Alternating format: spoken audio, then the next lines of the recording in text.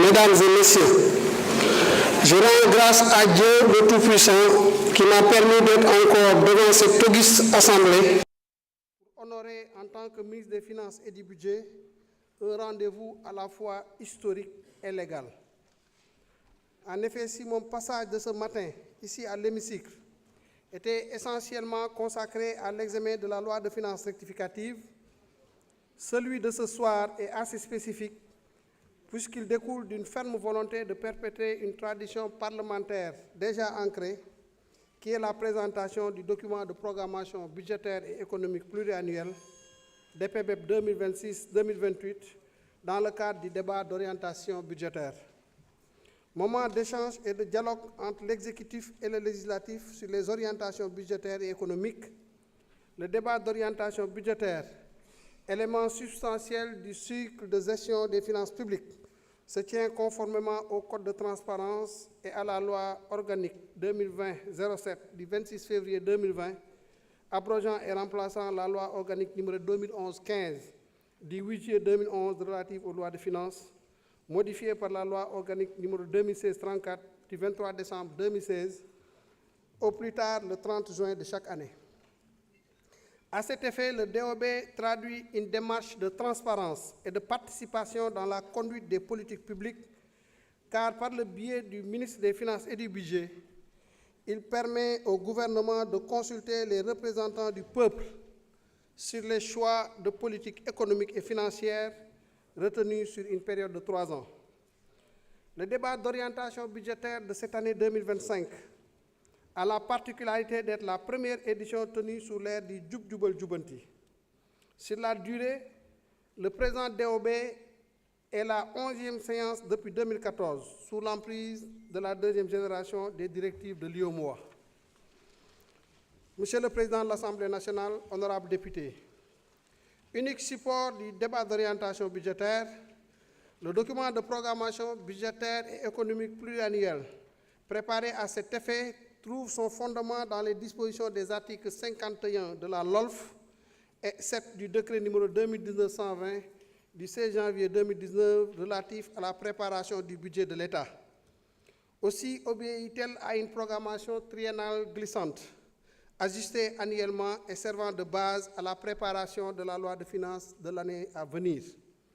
Le DPBEP 2026-2028 marque un tournant décisif dans la gestion budgétaire et financière de notre pays, du fait qu'il est stratégiquement aligné à l'agenda national de transformation Vision Sénégal 2050 que la stratégie nationale de développement SND 2025-2029 opérationnalise et en cohérence avec toutes les lettres de politique sectorielle de développement des départements ministériels. Établi sur la base du cadrage macroéconomique, avec des hypothèses précises et justifiées et du contexte sociopolitique international et national, ce document évalue les grandes masses de recettes et de dépenses budgétaires, projetées et décrit la situation financière des collectivités territoriales, du secteur parapublic et des organismes de protection sociale. Enfin, le DPBEP définit les objectifs d'équilibre budgétaire et financier à moyen et long terme, tout en garantissant la cohérence entre le cadre budgétaire, le cadre macroéconomique et les plafonds de crédit alloués conformément aux priorités stratégiques de l'État ainsi qu'aux dispositions du pacte de convergence de l'IOMOA. Monsieur le Président, honorables députés, les orientations budgétaires contenues dans le présent DPBEP tiennent compte d'un certain nombre de contraintes qui sont, entre autres, au plan international, les enjeux géopolitiques et économiques, de même que les effets du changement climatique, font persister d'énormes difficultés et de nombreuses incertitudes, souvent exaspérées par la dépendance chronique qui fait pâtir les pays les moins avancés.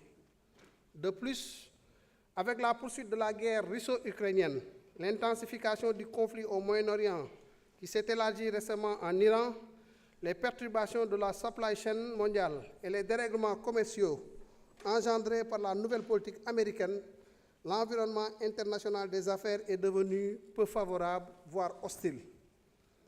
Ainsi, d'après les prévisions du Fonds monétaire international, la croissance de l'économie mondiale pour 2025, qui était attendue en juillet 2025 à 3,3%, a été revue à la baisse en avril 2025 à 2,8%.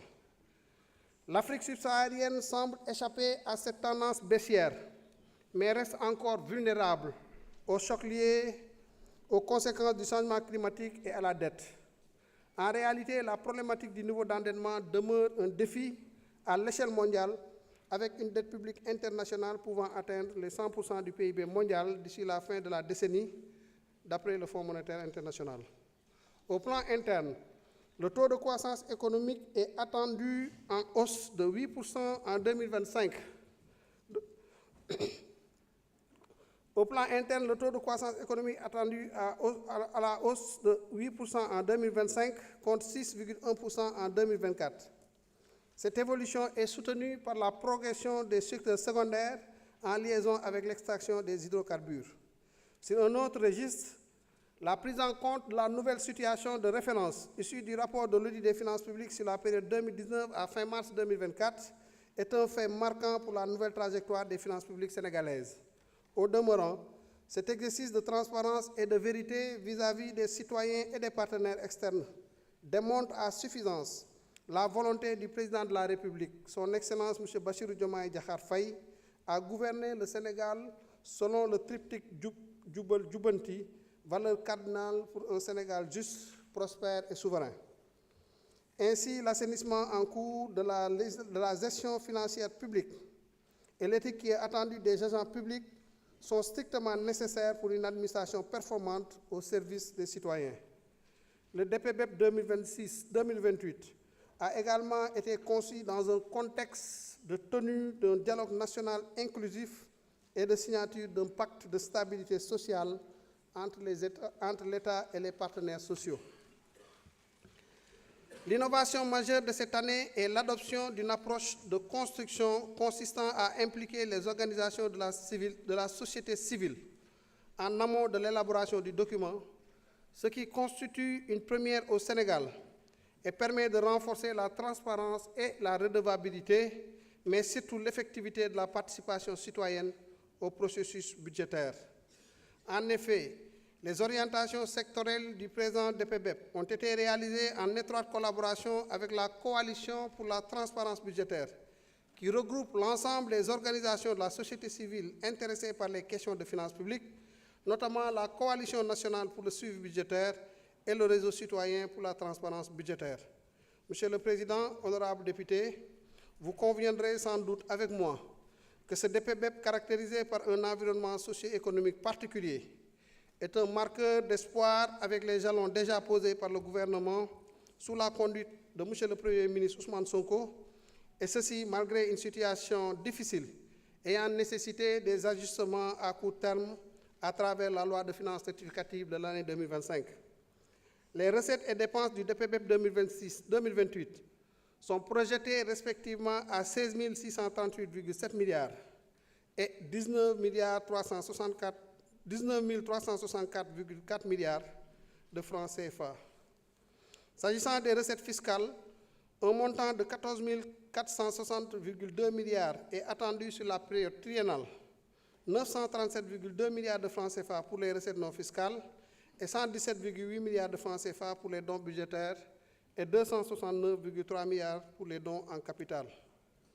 Ainsi, des attentes légitimes sont portées sur les retombées de l'exploitation du pétrole et du gaz, dont l'entame est déjà prometteuse. En effet, selon le comité d'évaluation et de prévision des recettes d'hydrocarbures, un montant global de 227,22 milliards est attendu sur la période 2026-2028 en termes de recettes directes issues de l'exploitation des hydrocarbures. Quant aux dépenses du budget général, elles sont évaluées sur la période 2026-2028 à 18 546,2 milliards et comprennent les intérêts de la dette pour 3 982,2 milliards, les dépenses de personnel pour 4 813,1 milliards, les acquisitions de biens et services et transferts courants pour 5 174 milliards, les investissements sur ressources internes pour 1 046,8 milliards, les investissements sur ressources externes pour 3 530,1 milliards. Pour la première année de la période triennale, les prévisions des dépenses s'établiraient à 6 213,1 milliards, contre 6 580,2 milliards dans la LFR 2025, soit une baisse de 367,1 milliards en valeur absolue et 5,6% en valeur relative. Ce financement permettra au Sénégal de développer une résilience financière acceptable et réaliste face à la situation économique internationale incertaine et asseoir également les supports de mise en œuvre de l'agenda national de transformation Sénégal 2050.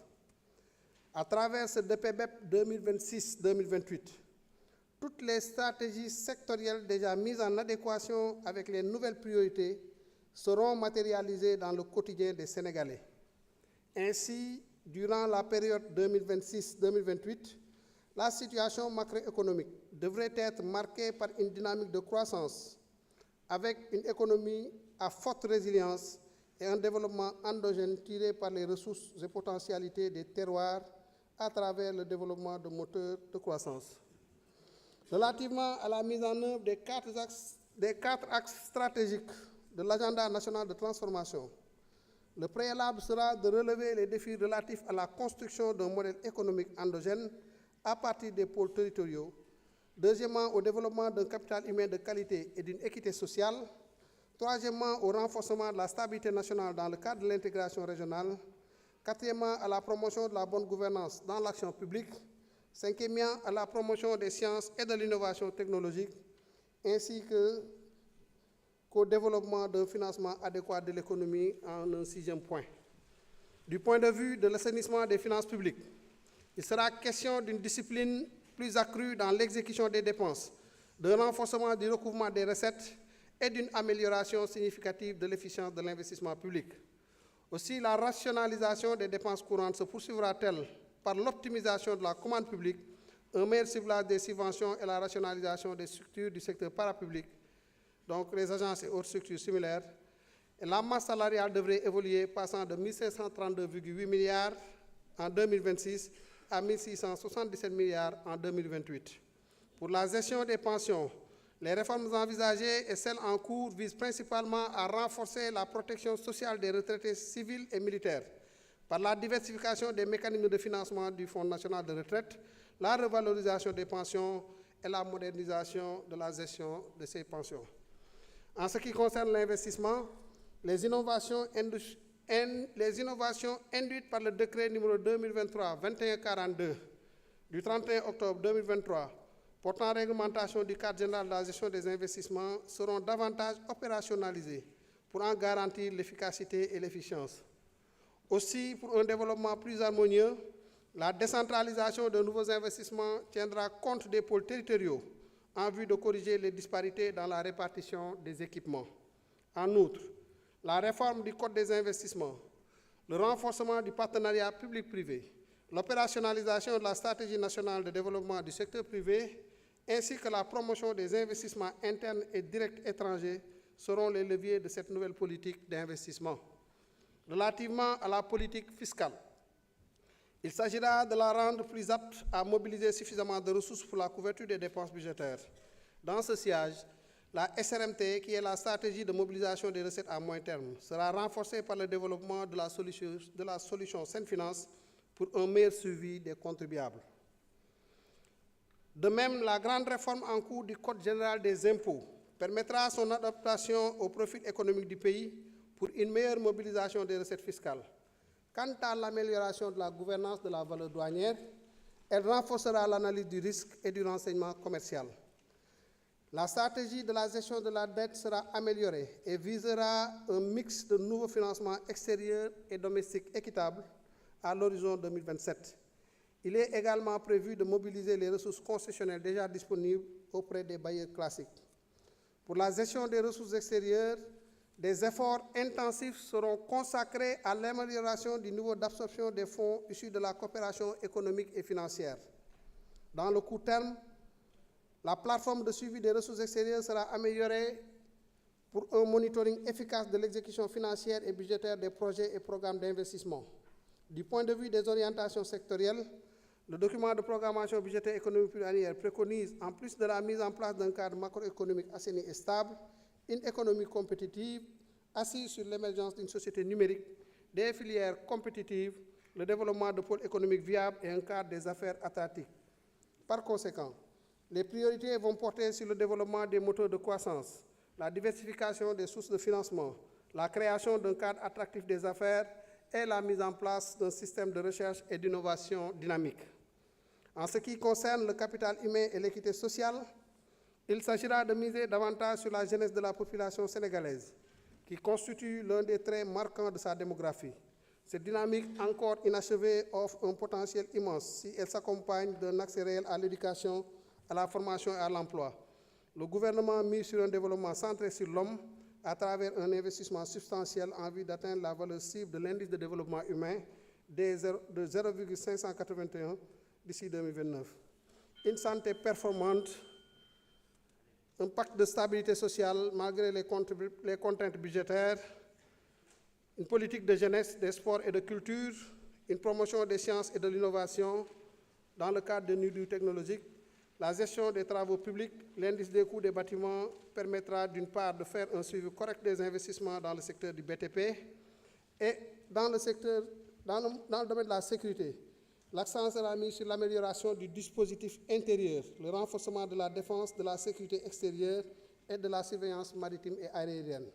En somme, dans la préservation des grands équilibres, le DPBEP 2026-2028 accorde une place importante aux chocs internes et externes sur les finances publiques, notamment aux aléas liés au changement climatique.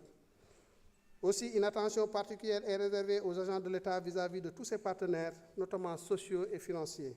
Cette démarche promeut la bonne gouvernance dans l'action publique.